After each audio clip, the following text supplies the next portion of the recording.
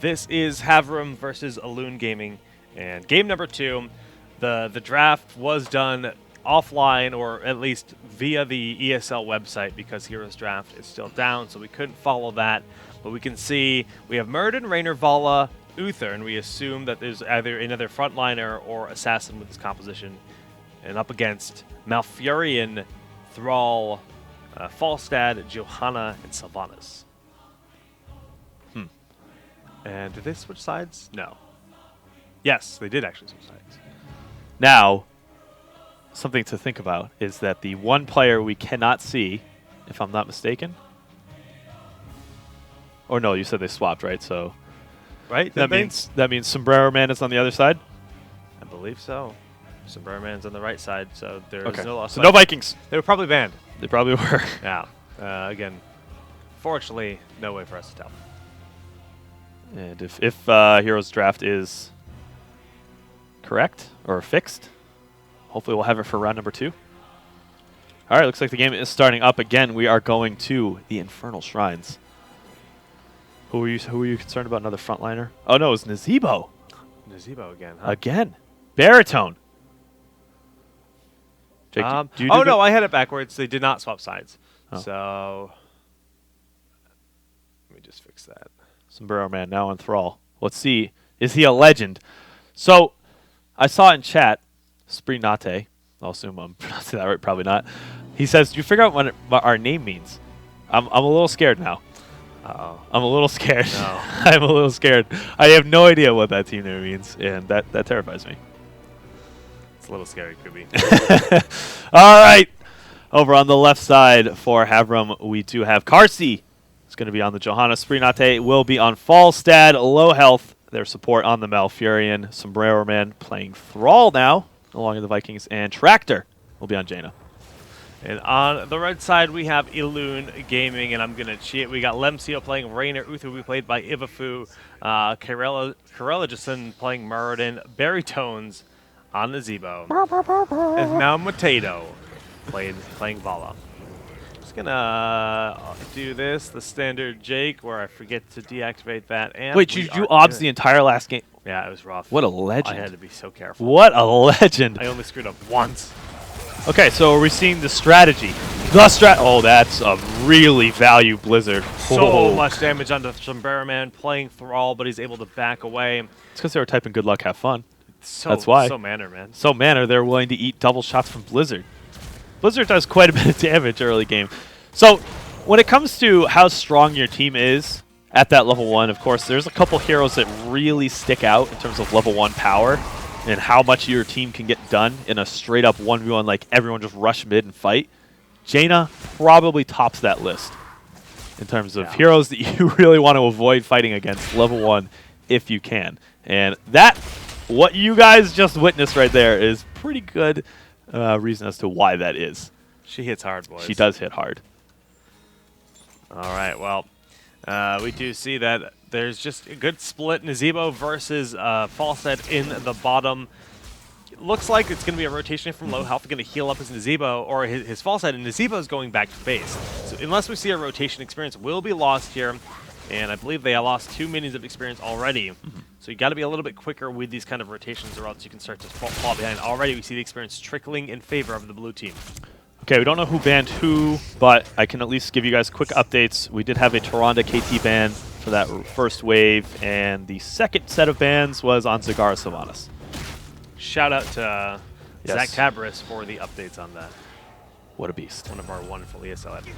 Okay, well, Sombrero Man making his rotation aggressively, trying to zone out and make their way to this bottom shrine. Experience has more or less evened out, and Johanna will be the last one to this fight, which is why you see the blue team just kind of falling back. Soak 4 says to all. Fail. Okay. Soak 4. Now, that's like leading me to believe that perhaps they're not on voice comms? Possible. Which, that surprises me, considering how well they played last game. There's some really good synergy going on there if they're able to just play into... Oh, the Blizzard! Wow, Oh, value! no. We just saw the Condemn and then the Wolf go out, followed by the huge damage of Blizzard. Das Root. And, yeah, so it's first kill, first blood of the game. Yeah, and a quick lead on taking out these minions for the first Immortal. He's going to be a Frozen Punisher. Not the super value of the Arcane, but still they'll take it, and they have, they're creeping up on a level lead, already starting up. They're having a hard time getting in, just poking. Oh no, the double root onto Baritones. Condemn follow-up, but not enough for the kill. Zebo backs Still, away, but the first Immortal of the game, the first Punisher, has been picked up. Oh, they weren't even able to bait it behind the wall. That's going to be rough, and Baritone's actually going to get taken out here. There's no way for him to get out. Right, yeah. okay. So generally speaking, you know the Punisher is always going to leap onto a target, and you just want to get behind your wall here to a safe location. If you path in front of it like that, you put yourself in such a vulnerable position, and, well, you're going to pay the price. Yeah, ideally you have it being targeted by the fort and 2 of the towers. Preferably as far back behind the wall as possible so that the team can't follow up on it. And you can actually usually deal with the first Immortal without losing a tower at all. You don't lose, you'll probably lose the ammunition like we see here, but at least you're denying the enemy team some experience in that case. It allows them to push out that lane a little harder, but you don't have any deaths on your team. You're not giving up towers and other forms of experience. So that's generally the way, and we've seen some teams even start to adapt a little bit, like poke around the sides, knowing that they're going to try to bait. Oh, but that was coming down here and stuff. Yeah. That's actually really exciting to see that type of play because it's so predictable for most teams to know that they're going to try to bait the Immortal over the wall, and you get a quick stun to follow up on. All right, well, level 7 has been reached here on the side of Haverom, and we're going to see Frostbitten here picked up for Jaina, so she wants to go for that damage, not worried about staying alive, just wants to be that big bad assassin with Snowstorm. So this, I mean, we've already seen some big values on Blizzard, but talenting into that talent. Follow-through, I will say that is a bit of an interesting pickup for Thrall. Yeah. Usually you see the follow-through build on the Chain Lightning style. You double Chain Lightning pickups, you'll take the Forked Lightning at 16 and then follow through at 7. But you're giving up the Wind Fury build. I think it's a cooldown reduction at 7, right? So that's interesting, especially if you're going like Seasoned Marksman. You know, you're going for that auto attack style. You really want to be dishing out that damage when possible. So okay, Raynor gonna juke the Wolf, so he's a-okay for the time being. These Khazra camp will not do too much. They're gonna fall rather rapidly here in the middle. And Jaina's just scouting out the bottom of the Khazra camp, but the root's going down onto Uther, and he's getting very low. Will end up falling in battle. They got to be a bit more passive, I think. You know, it's a bit more. You got to be soaking safely. And I'm talking for Elune Gaming, the red team here. I think their composition scales a bit better later on. Just looking, I think like Zebo and Raynor both are going to be a good bit stronger, especially with the Seasoned Marksman as well. I think you got to be a little bit more careful in terms of like poking out, etc. You have a stronger early game composition on the left for Haverom, so take that into consideration and don't let them get too far ahead. It's okay to be a slight bit behind, but not this far. And you know, if they lose a solid team fight here, you're giving them level 10. Oh, Paul's dead! Not quite able to get out. And that's a double zombie wall. Are they going to be able to pick up this Sombrero Man? Very close to going out. Does get taken out. That's a 2-for-0 thus far. Carsey looking to try to get this pickup. Okay, is going to be backing Cleanse out. No. was spent onto Vala, so Vala was able to slip away, and we do have a 3-for-0 lead here for huge. this shrine. Now, this is the first time we've actually seen the interfavorable position in this series. They're going to catch up in experience with this. Heroics will not be ready in time. If they're able to pick up the John Cena very quickly, they're going to be in a great spot to catch up. No way. Oh, that was a very, very good root plus Blizzard combo. Getting all of the value out of that they could. They're really trying to poke back into this. I don't think that they're going to have enough power to be able to turn this around. No. Okay. An Arcane Punisher, the most valuable of those Punishers. And a good retreat. They just backed up. Yeah. You know, they didn't overstay their welcome. That's and the they're kind going of play I want to see. Back in. Yeah, that's what I want to see. Now, luckily for them, it's Arcane. Probably the most powerful in terms of damage output. If you get caught in those Arcane tethers, they hurt so much. Okay, so the big thing to take note from this Punisher, they're not going to be able to get the fort off of this with the level 10 striking, but what it does do is negate that little timing window in which Haverom would have been able to strike, maybe push out a fort of their own. So they should be able to catch up and experience exactly what is going on here. The Immortal ends up falling, not doing too much damage, but they have negated that experience lead. Wow, nice kill here in bottom. Vala actually winning the duel versus Jaina. Oh, yeah. Should have ran. No, I don't think she would have been able to get out. There's no tower. There's nothing to slow her. Well, she could have tapped it possibly. I think she already vaulted though. Yeah. I'm not sure she would have been able to get out. So. Okay. Well, the trades, you know, trading out against the Jaina when she has spent her heroic, a nice little small win there. for a Vala player. Red team just a level behind, not even quite a full level. That Punisher really did help them out. All right, let's talk about heroics. We got Sundering, Mighty Gust, Blessed Shield, Water, Elemental, and Tranquility. Pretty standard picks. We got Hyperion on the other side, Divine Shield, Avatar, now Gargantuan. Again. Gargantuan. That is... That's an interesting one. The roots, the double root going down Hyperion, trying to peel Divine Shield might have to be used if they get too low. And yes, it does have to go out. Last moment, so much damage on Johanna, but Tranquility getting those big heals. Now they nerfed that heroic ability in this last patch, so and they didn't really kind of show off there. You can see how much less healing it did. Yeah. But he's got a much stronger base heal. Yes. They gave him on the regrowth. Yeah. So a lot more heroics were spent, however, on the side for Elune Gaming. Yeah, everything went down, and Uther almost paying the price there. Yeah, the Divine he was able to be saved, but sometimes you really want it so you can get somebody in there a little bit more to deal some damage as well.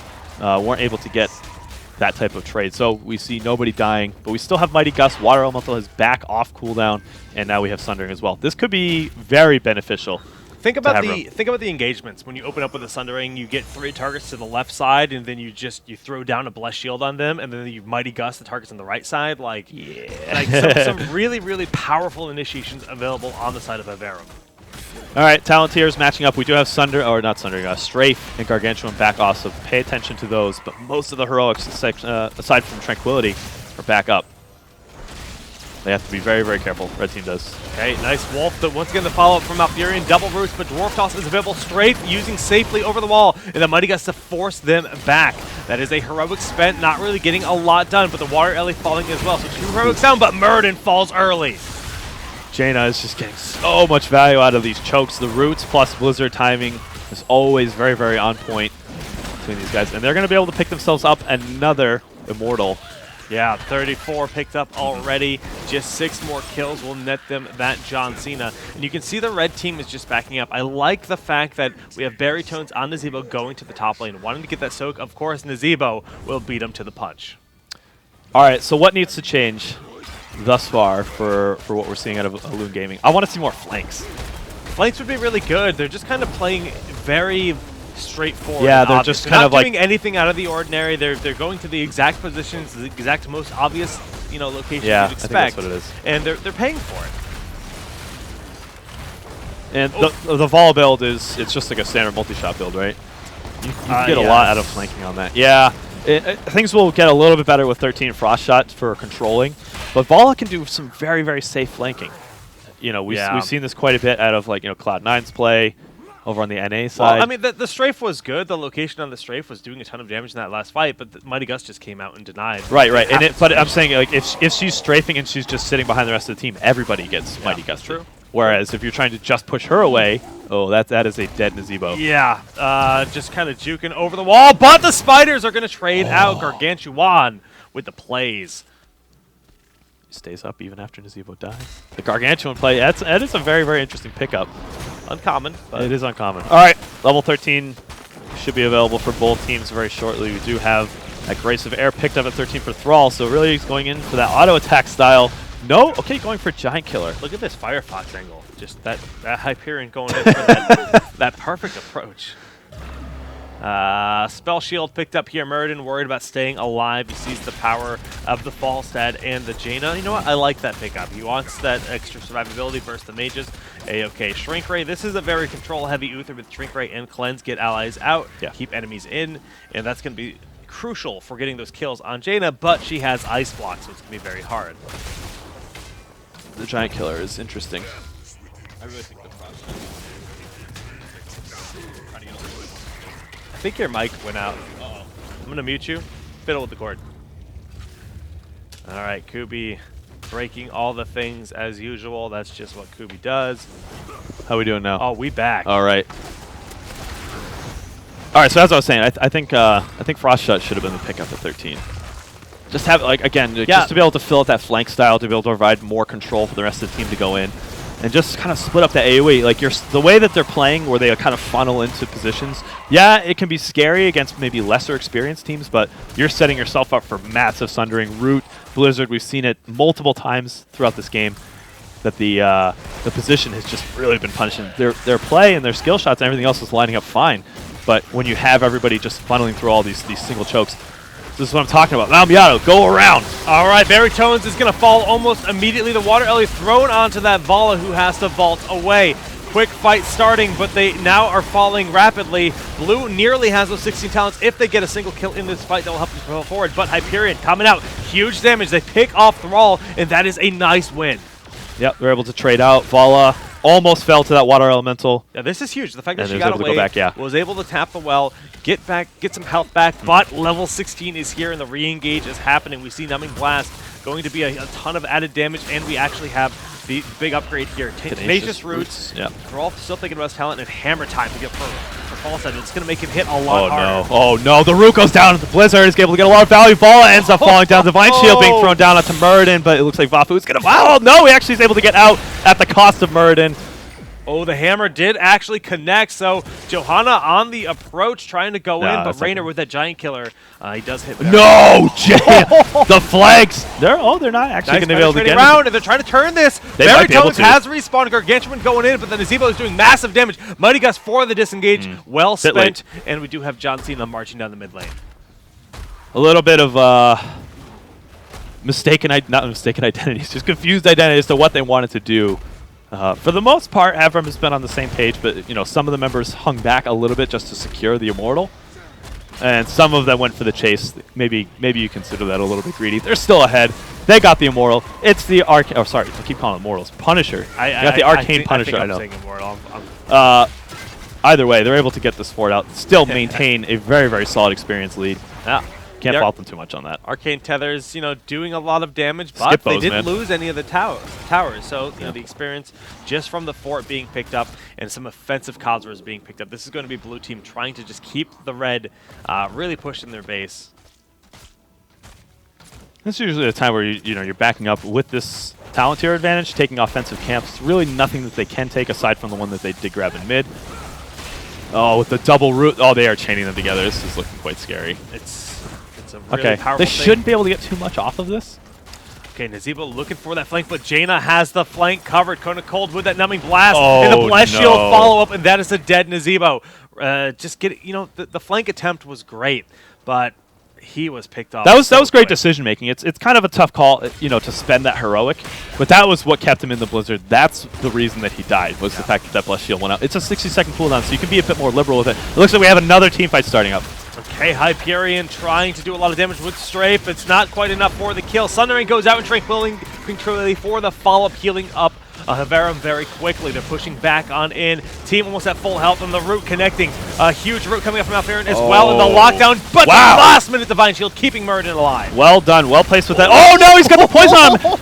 That's what you got to get there with it. Okay, very well done. Vala does end up falling down. Shouldn't be able to get... Well, they still have the water element, though. They might actually be able to take this keep. It's gonna be tough. It will be close. They're going in. They're forcing the damage onto the keep. Already down to about half health. Yeah, they got Roots to zone, and this keep will end up going down. Did they lose any heroes for it? Have they overextended a little bit? It looks as though Raynor gets taken out again. Tractor really showing his stuff. Oh, the power throw was not enough. The tip wasn't enough today. Usually it satisfies all, but blue team was back on them. Not going there. Next Immortal phase, Punisher. Killing me, please. Jeez. All right, so yeah, that's back up, and they're taking what would be their third out of 4 Punishers. They've been having a very dominant position throughout this entire game. Yeah, they're very much ahead, 3-level lead at this point. I mean, yes, now we see they're already rapidly gathering all those skeletons. The Fallen Shaman camp was picked up on the way because they're not feeling confident in the team fight. They just want to wait for Raynor to be back. But it's going to be too late for this objective. They're in the position again, though. Once they get Raynor, still 10. I think they got to poke right now and try to scare him off. I don't think it's going to happen, though. Yeah, you're right. This is the time to take a fight, though. They still have to force something. They have to look for a fight, but as soon as John Cena's in their face, that's an extra stun they have to worry about. The follow-up from the root. But they go in, the stun there. Blast Shield trying to peel Tranquility in the backside. Nazebo falls almost immediately. Sundering parting the sea, and low health has got the self-heals. He has a regrowth on himself, staying alive. Mighty Gus not really doing anything, and Muradin is rapidly falling. Dwarf Toss not enough to save him here. 2 down on the side of Elune Gaming, and they are just falling apart. Not even able to kill Jaina with that ice block, and Falsehead using the barrel roll over the wall onto the Rainer player, and this is going to be 4 heroes falling in a big John Cena marching down the top lane. Yeah. So, the story of this game has been Haverom has been able to force Elune Gaming to engage in so many situations, and it's not even so much that members of the team are pushing now into chokes too much. They're able to just chain their CCs together so well, and most of these are just roots, not even necessarily stuns. I like well done. Watching WWE action right now. John Off Cena the top ropes! So gives him the suplex. He's got the chair. I can't believe it. Is that how they commentate? Yeah, something like that. you ever seen that GIF where John Cena gets he gets a gift from a fan? Like, he gets him a birthday gift, and it's just like a guy, but he's just a chair! I laughed so hard. I died. It's too good. All right, so, yeah, what I was saying is just their ability to, like, chain their roots together is so good. Like, they blew up Nazeebo so fast now. But it was probably faster than Uther could even react. Like, yeah, if you give Thrall the light of day to go in with those auto attacks. The light of Elune. The light of Elune. I mean, he's got the triple hit. Forgive me, Jake. I don't remember the name of the town. But triple hit, he's got the extra survivability at 13. It's Seasoned Marksman. It's beefy, man. Yeah, I agree. This beefy hits. Yeah. They have so many roots. What are the deeps on Thrall? He's sitting at 36,000. Yeah, he's not doing bad. He's not doing bad. That's 41K of Jaina. Yeah. Vala top in the charts. I mean, those maximum strafes have. Yeah, the strafes have been good. It's just not enough. It's not enough. Strafe and Hyperion, they've been timing them well. That's the one benefit I'd give them. Yeah. But the problem being is they're actually facing Malfurion, and Malfurion excels in healing through that kind of damage with Tranquility. Yeah. Even with the nerf, when that big damage is coming out that's spread out, he can handle it. Okay, we actually have the full-on Mighty Gust going down, continuous wins, pushing them all back, and a dead Vala. What do you think of Wind Tunnel? Not continuous wins is the Brightwing talent. Continuous wins. How do I feel about it? I mean, if you get that godlike positioning, it is technically better than Epic Mount. Technically. It's just so hard to hit those really amazing spots. Like, you have to have some great foresight because there's so much startup to the fly. Oh, yeah. They're going to get that 1/4 down. Yes! Not they a perfect. Have done it. Elune Not a perfect. Grace makes this a real match, and they take down a structure. Jake with the single clap. Nice. Well played to Elune Gaming, but it is going to be Haverom advancing with a 2-0 score, showing some real gusto. Get it? Mighty gusto. Showing some real mighty gusto. Showing some real wind tunnel action. So, yeah, they're really it was all about synergy there. Yeah. That was really what they could have picked any number of heroes that they're comfortable on and probably made it work over this team, because of how well they were able to gauge and just keep things coordinated, making sure they weren't overlapping their stuns. It was like the second someone overstepped, this imaginary line that everybody on the team had set in their head. Anyone steps across this line, boom. We just chain stun them, CC them to death, keep Uther out of position. They did a great job of that in the last fight. Esports. Everything just kind of fell into place for them. Yeah. Really Does that work out against some of the better teams that have perhaps more flank positions to kind of push and pull the team a little bit? We'll have to see. But it looked good so far. It did. Good. I hadn't heard of this team. I'm not familiar with any of the players, but they looked promising. Do you know who they're facing next? Team Liquid? Yeah, they're playing against Team Liquid, and I'm hoping we can just follow into that. That would be awesome. Haverom versus Team Liquid. So we're going to try to set that up. Team Liquid is actually the number 2 seed in this tournament. So pumped to see the new roster. Huh? Is Dig number 1? Or Navi? I think it's Fnatic. Oh, is it Fnatic? But I could be making that up. It is Fnatic. Yeah. Oh. Fnatic is the number 1 seed. All right. The DreamHack champions, they just came off You're that right. win. So You're right. That is a big victory. Guys, we're going to figure out exactly what we're going to next for our second match, so stay with us. We'll be back in just a few.